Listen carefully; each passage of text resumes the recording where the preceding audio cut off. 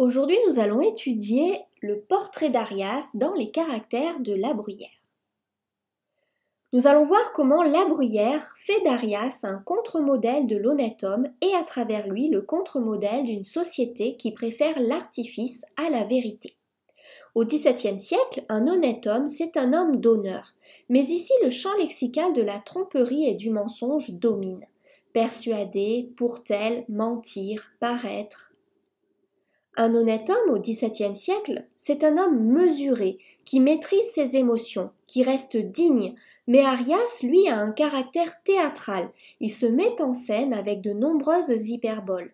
Homme universel, figure d'exagération, contraire de la litote, dire le moins pour exprimer le plus, par exemple, va, je ne te hais point, signifie pars, parce que je t'aime à la folie et je vais bientôt faire des bêtises. Ce portrait est construit par l'action, car La Bruyère ne donne pas de description physique d'Arias, mais donne plutôt une description du comportement déplacé d'Arias. Il monopolise la conversation grâce à la répétition de « il » et « je » tout au long du texte. Cependant, au XVIIe siècle, la discussion est un art véritable qui donne lieu à des démonstrations argumentatives.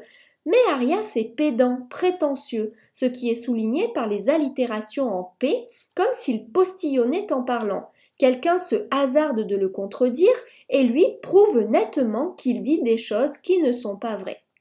Et c'est un imposteur, persuadé, pour tel, paraître, parle.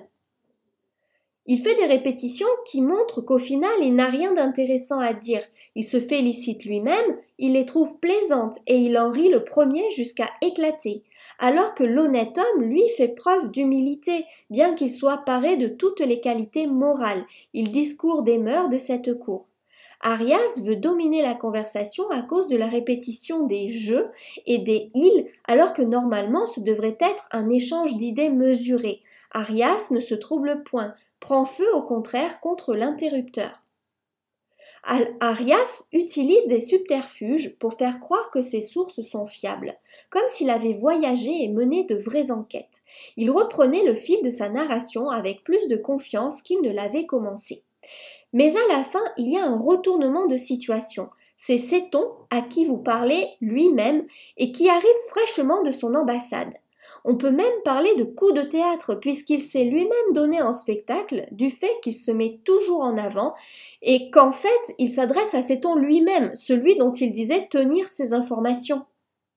L'humiliation d'Arias est totale puisqu'on met à jour sa supercherie. C'est Sethon à qui vous parlez lui-même et qui arrive fraîchement de son ambassade. Il est complètement déshonoré et ne pourra pas rester à la cour. À travers cet anti-portrait de l'honnête homme, La Bruyère critique la cour de Versailles qu'il présente comme un théâtre dans lequel les courtisans hypocrites jouent un rôle et se vantent pour évincer les autres.